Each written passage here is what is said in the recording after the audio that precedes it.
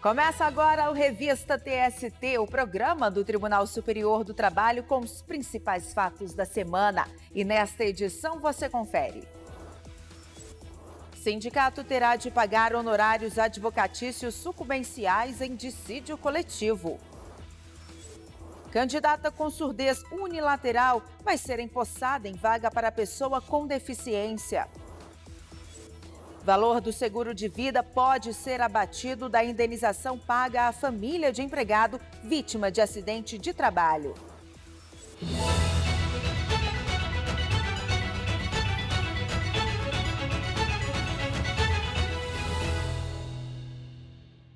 A seção de dissídios coletivos condenou o Sindicato dos Trabalhadores da Construção Civil ao pagamento de honorários de sucumbência em favor do sindicato patrimonial. Entenda o caso na reportagem.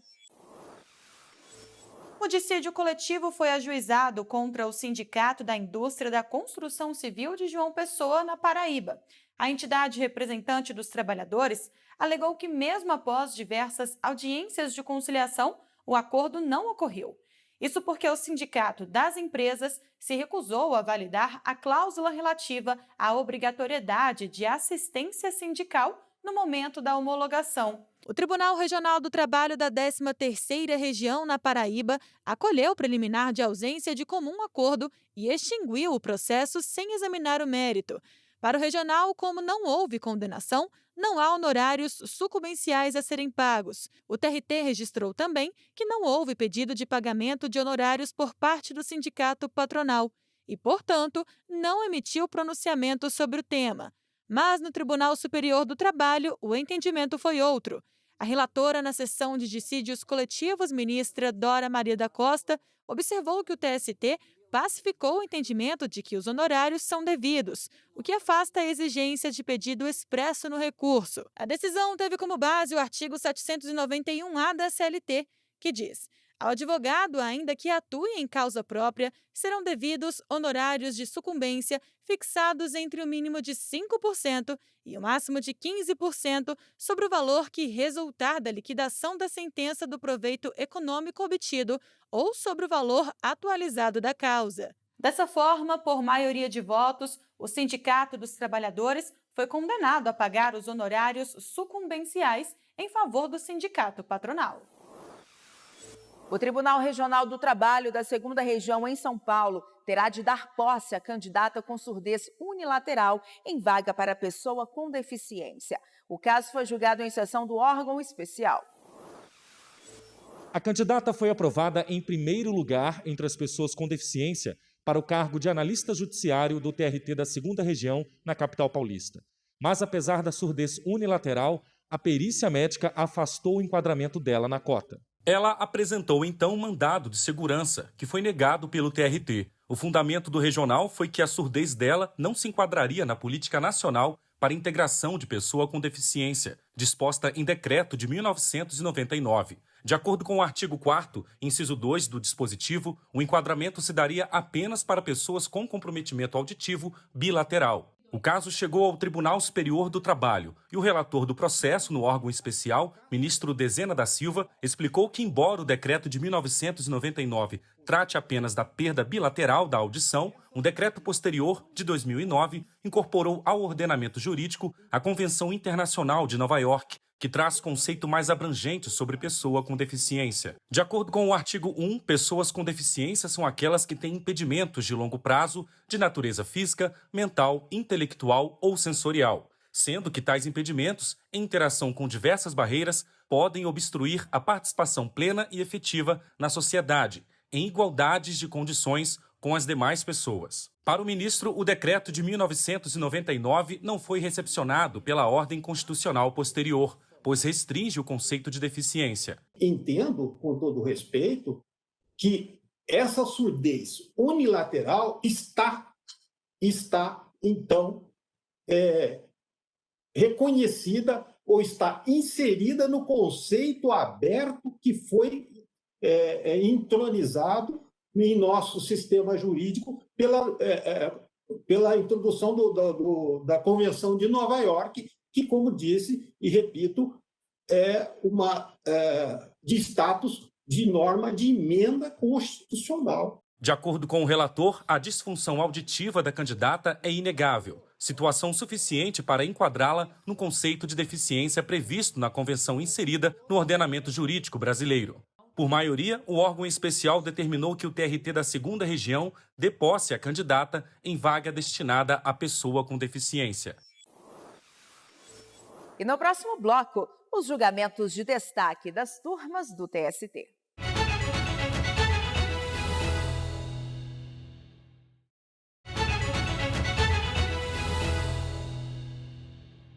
Estamos de volta e vamos fazer um giro pelas turmas do TST e conferir julgamentos de destaque. Nós começamos o giro de notícias pela 4ª turma.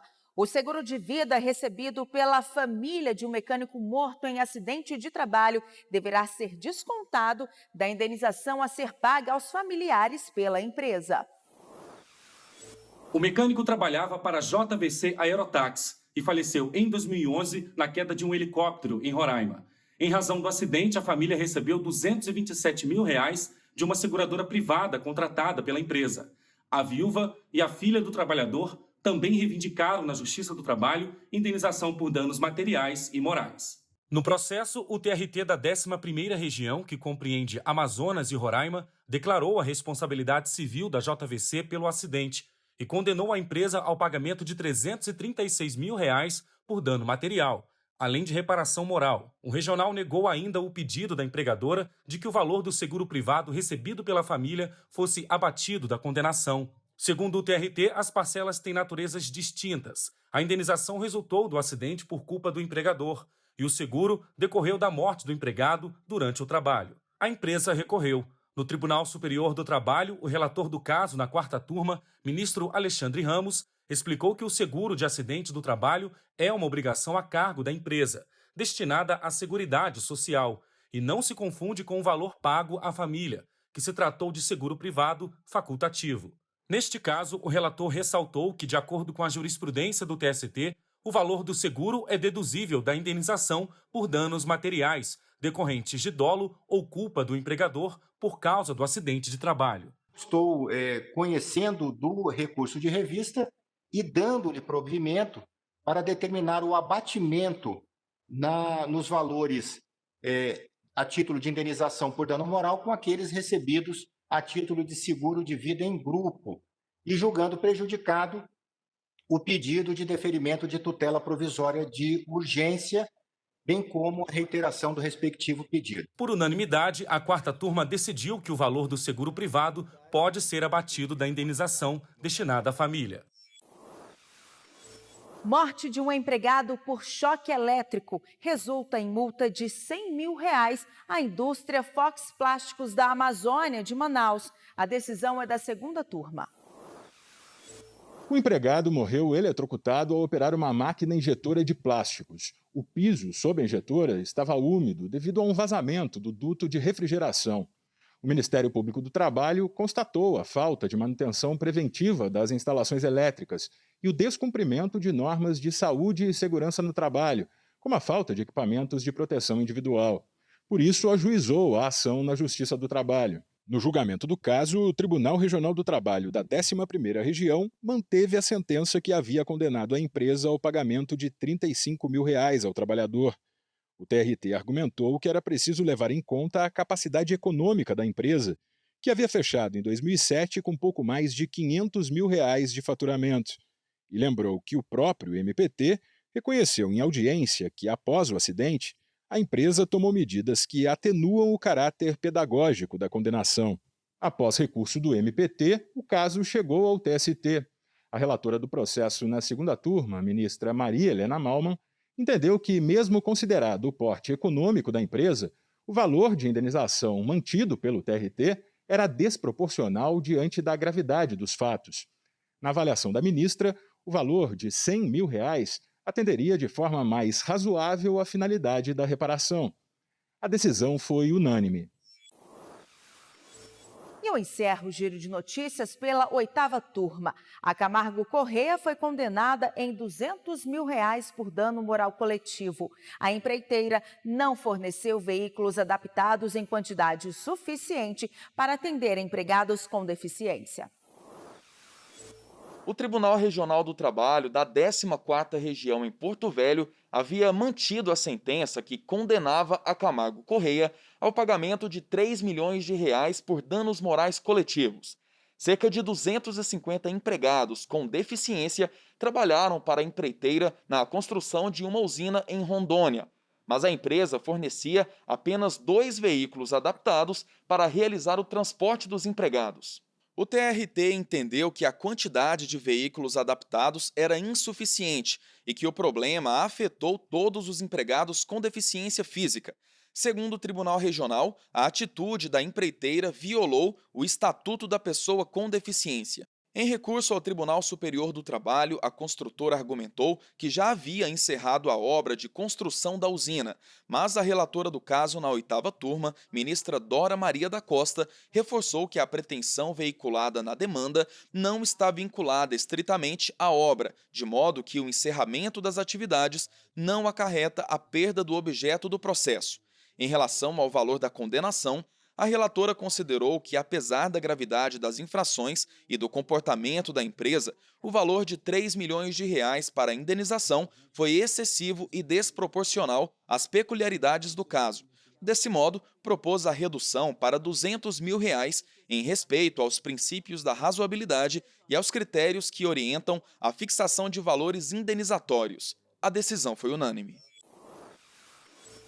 E não deixe de conferir esses e outros julgamentos no canal do TST no YouTube. As sessões são transmitidas ao vivo e depois ficam disponíveis no canal para você acompanhar quando quiser. Acesse youtube.com/TST.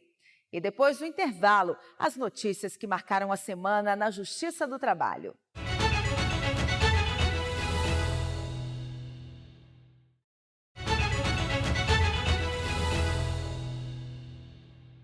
Estamos de volta e veja agora as notícias que foram destaque ao longo da semana na Justiça do Trabalho. A Justiça do Trabalho oficializou o uso e a aplicação da marca comemorativa dos 80 anos de instalação da Justiça do Trabalho no Brasil. A marca será usada em ações destinadas à celebração da data e visa reforçar a unidade da Justiça do Trabalho e a atuação em todo o território nacional. Um manual de identidade visual foi elaborado e traz informações da marca, com especificações, recomendações e normas fundamentais para a correta utilização. O Conselho Nacional de Justiça lançou os novos manuais de gestão documental e de gestão da memória do Poder Judiciário. Os 2 novos instrumentos visam preservar os processos históricos, os documentos administrativos e o patrimônio material da história da justiça brasileira. As publicações traduzem para o nível gerencial e operacional a Resolução CNJ 324 de 2020, que instituiu um conjunto de diretrizes e normas de gestão de memória e de gestão documental no Judiciário. A elaboração do material contou com o apoio do Tribunal Superior do Trabalho, do Conselho Superior da Justiça do Trabalho e dos Tribunais Regionais do Trabalho. Para conferir os manuais, acesse cnj.jus.br. Estão abertas as inscrições para o Prêmio Cooperare, Estratégias para Evoluir. Serão selecionadas práticas bem-sucedidas do 1º e 2º grau que possam ser disseminadas e aplicadas nacionalmente na Justiça do Trabalho. O prêmio foi lançado pela presidente do TST e do Conselho Superior da Justiça do Trabalho, ministra Maria Cristina Peduzzi. As inscrições vão até 19 de março. O regulamento completo e a ficha de inscrição estão disponíveis no site csjt.jus.br. Confira agora a agenda da semana de sessões telepresenciais do TST. Na segunda-feira, dia 22 de fevereiro, a sessão de dissídios coletivos se reúne às 13h30 da tarde. No dia 23, terça-feira, a sessão 2 de dissídios individuais se encontra às 9 horas da manhã. À tarde, às 3 horas, tem sessão da 4ª turma. Na quarta-feira, dia 24, a quinta, a sétima e a oitava turmas realizam sessão às 9 horas da manhã. A segunda turma se encontra às 1h30 da tarde e as sessões da primeira e da terceira turmas estão marcadas para as 2 da tarde. Na quinta-feira, dia 25, a sessão 1 de dissídios individuais se encontra às 9 da manhã.